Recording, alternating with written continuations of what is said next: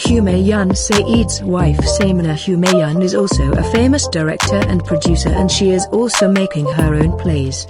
And most of her plays are being aired on Airy Digital. And she's such a simple-minded woman that she doesn't like to be overly attractive.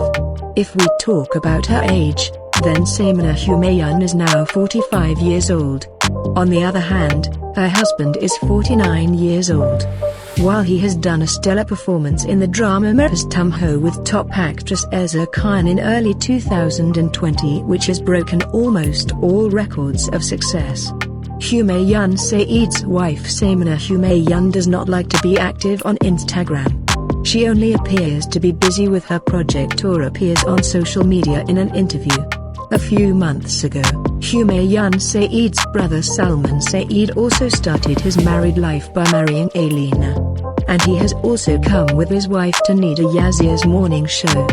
Humayun Saeed celebrates his wife Samina Humayun's 45th birthday with his family at home. He also shared pictures of these beautiful moments with his fans on his Instagram account. So let's take a look.